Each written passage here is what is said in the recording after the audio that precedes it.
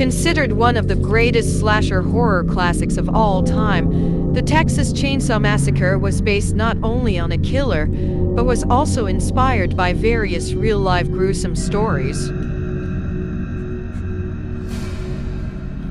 The most notorious of these is that of Ed Gein, who exhumed corpses from cemeteries and collected bones and skins. The police even found a mask made of human skin, which was the biggest inspiration for the character Leatherface.